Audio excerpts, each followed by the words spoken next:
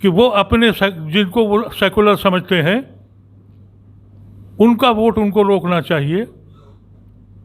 इसमें मुसलमानों की गलती तो नहीं है।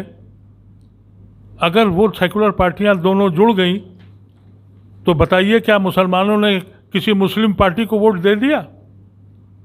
आरएसएस को, बीजेपी को वोट दिया? नहीं दिया। तो हम तो बिल्कुल मुखलिस हैं। और अब अगर अखिलेश यादव के यादव भाग गए तो ये उनकी जिम्मेदारी है। वो तो कहते हैं कि हम यादवों के लीडर हैं, तो हम अपने काम से नहीं पलटे हैं। लेकिन उनका ये रवैया पॉलिटिकल पार्टीज का ये है कि मुसलमान मजबूरी में वोट देगा। तो ये गलतफहमी जो है इसको हटाना बहुत ज़रूरी है, और इसके लिए हम लोग काम करेंगे अपने मुल्क को बचाने के लिए।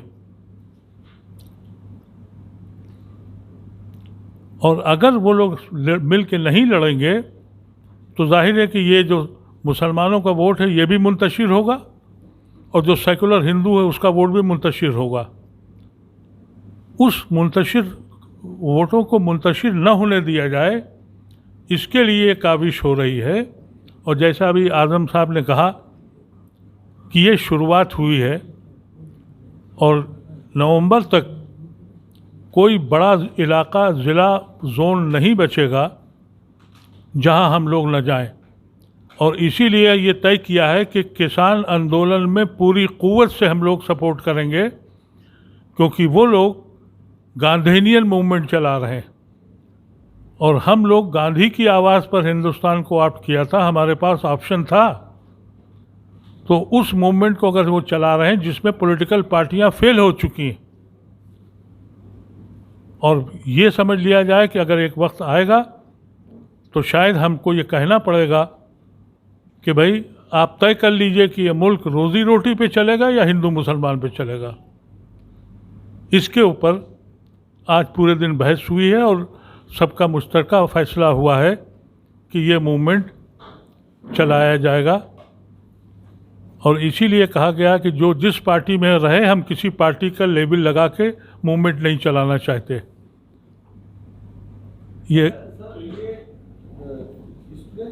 पुरानी जो थी वो सारी आई थी या जो अभी एक्टिव है? नहीं, सब एक्स ऑफिसर्स, यानी लोग अब तक रहे हैं प्रेसिडेंट और सेक्रेटरी पुराने। अच्छा, देखिए सबसे अभी ऑफिस नहीं है वो, इसीलिए ये देखिए ये इसलिए ये यूनियन है नहीं अभी यूनियन है नहीं, इलेक्शन अभी जो ये हुआ कि ये वो सारे हजरात हैं जिन्होंने अलीगढ़ यूनिवर्सिटी की बड़ी स्टूडेंट यूनियन की बहुत बड़ी अहमियत रही है, और उनको अपने वक्त में लीडरशिप का तजुर्बा हासिल है। वो पॉलिटिकली कॉन्शियस लोग हैं। उनकी आज ये बैठक थी। बशीर भाई आज से 57 साल पहले, 58 साल पहले यूनियन के ज़िम्मेदार बने थे, और मैं आज से 56 साल पहले बना था। तो अब ये हमारी औलादें जो हैं उनकी भी औलादें हो चुकी हैं। ऐसे वक्त में इन लोगों ने जो कॉल किया, आज़म साहब ने और चीकू साहब ने, हम लोग इसलिए शरीक हुए कि भाई ऐसे लोगों को जोड़ा जाए जिनको सियासी शऊर भी रहा है और तजुर्बा भी रहा है। वो अगर अपनी पार्टी में हैं तो अपनी पार्टी में हैसियत के साथ रहें। आज पॉलिटिकल पार्टीज़ की पोजीशन ये है कि आज़म खां समाजवादी पार्टी के बानियों में से, उस पार्टी ने 1 घंटे का प्रदर्शन नहीं किया क्योंकि वो मुसलमान था।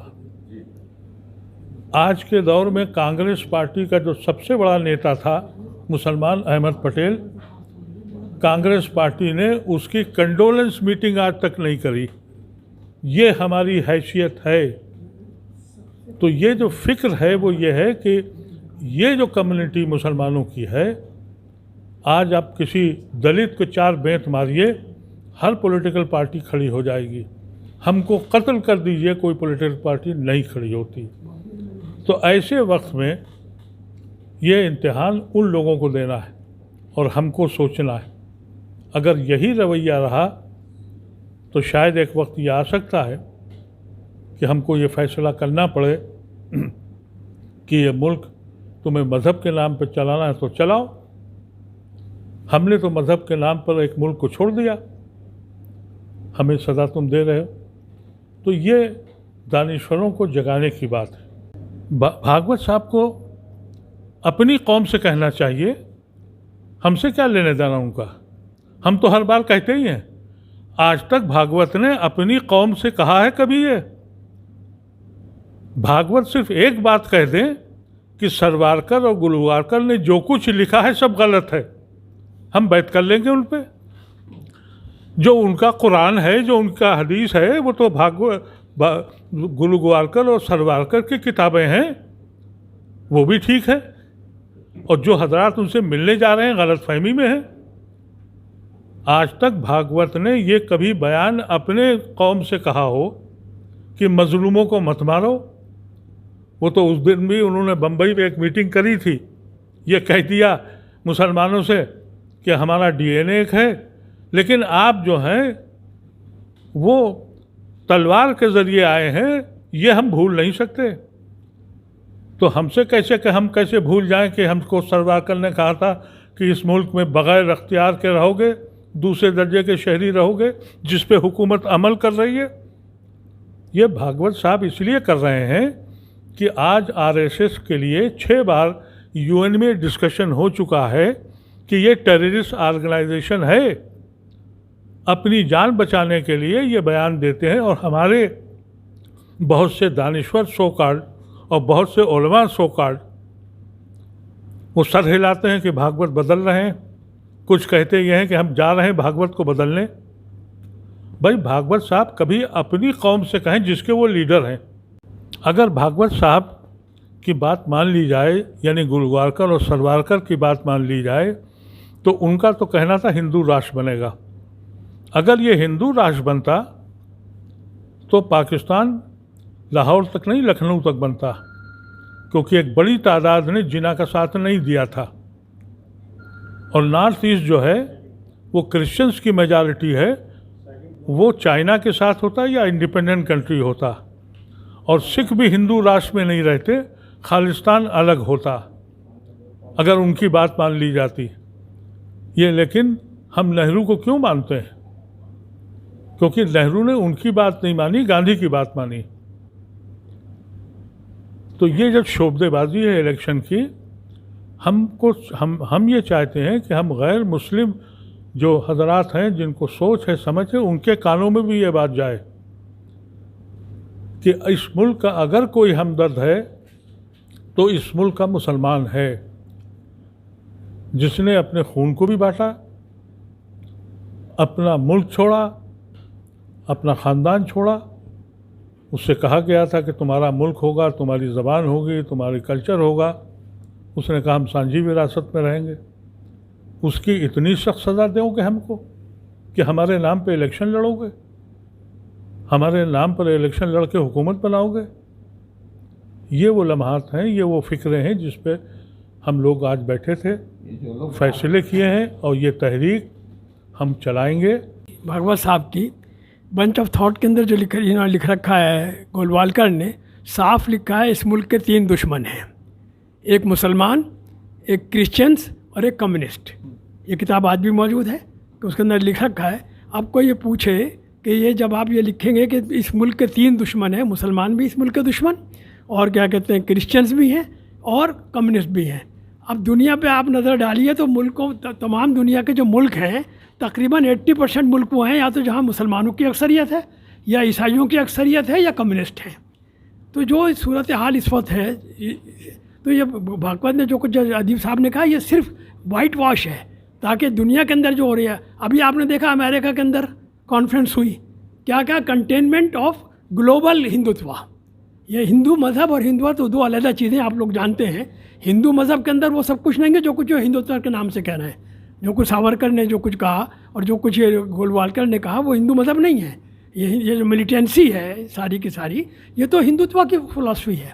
तो ये जो कुछ भी किया जा रहा है, अब वो हमारे राष्ट्रीय मुस्लिम मंच वाले भी कहते हैं, तो वो सिर्फ ये है कि अब बीजेपी ये चाहती है कि कुछ लोगों को ख़रीदेंगे वो, और ख़रीदने के बाद आप देखिएगा, जहाँ तक मेरा अंदाज़ा है, कुछ मुसलमानों को टिकट भी दिए जाएंगे अब यूपी असेंबली इलेक्शंस के अंदर। तो हम लोग जो इस तरीके से बात कर रहे हैं, तो पूरे मुल्क के अंदर जो आज माहौल है, और हमारा अपना अंदाज़ा ये है कि अगर ये सेकुलर फोर्सेस मिल जाएं तो बीजेपी जीतेगी नहीं इलेक्शन। इसने क्या, आप देखिए जो सूरत हाल है, क्या हुआ, अभी लोग भाग के जा रहे हैं गुजरात के अंदर, इनके लोग छोड़ के जा रहे हैं, इसलिए कि उन्हें नज़र आ रहा है कि जो लोग खिलाफ हैं इतने ज़्यादा, तो उसका नतीजा इनको भुगतना पड़ेगा इलेक्शन के अंदर। इसी वजह से सब कुछ कहें तो हम लोग इसीलिए कोशिश कर रहे हैं कि एक तो ये कि मुसलमानों को इग्नोर ना किया जाए। मतलब इग्नोर करने के मायने ये खाली ये नहीं कि टिकट दे देंगे, तो टिकट तो मायावती भी देंगी, टिकट समाजवादी भी देगी, और टिकट कांग्रेस भी देगी, और आप देखिएगा कि टिकट जो है वो बीजेपी भी देगी इस दफ़ा। तो लिहाजा ये जो आरएसएस के लोग हैं, जैसे अदीब साहब ने कहा कि ज़रूरत इस बात की है कि मुसलमान लीडरों में आन के कुछ और तकरीर करते हैं, जो कुछ आपको कहना है जाके आप अपनी कम्युनिटी में कहिए। और मैं नहीं मानता, एक तरफ ये कहते हैं कि आरएसएस बड़ी डिसिप्लिन पार्टी है, भागवत साहब ये कह रहे हैं कि जो लोग मॉब लिंचिंग करते हैं वो हिंदू नहीं है, ये उनका बयान है। मान नहीं सकता कि कौन है यूपी का जो चीफ मिनिस्टर स्वयं सेवक है, और ये तो प्रचारक हैं मोदी जी, हमारे तो प्रचारक रह चुके हैं, जो फैमिली तक को ख़त्म कर दिया इन्होंने। तो अब मैं ये मान नहीं सकता कि अगर ईमानदारी से ये चाहें तो गवर्नमेंट की हिम्मत नहीं हो सकती कि मॉब लिंचिंग जिस तरह हो रही उन्हें सज़ा ना दी जाए। तो ये तो सब पूरा ढकोसला है जो कुछ किया जा रहा है। मैं तो खाली ये कह रहा था कि न तुम बदले न दिल बदला, न दिल की आरज़ू बदली, मैं कैसे एतबार इनकलाब आसमां कर लूँ। ये जो लोग मिल्लत के नुमाइंदे बन के वहाँ पर जाते हैं, वो अपने आप को भी जलील कर रहे हैं और पूरी कम्युनिटी को जलील कर रहे हैं। और मुझे अफसोस इस बात का है कि वो जब जाते हैं हर उसमें, अभी जैसे उन्होंने कहा इसमें कि एक ही उसकी औलाद है DNA, तो उन्होंने फ़ौरन उसमें कुरान कोट कर दिया। कुरान और हदीस को इतनी जल्दी बीच में ले आते हैं। अरे सियासी बातें सियासी कीजिए, आप खुद को भी जलील कर रहे हैं, पूरी कम्युनिटी को जलील कर रहे हैं।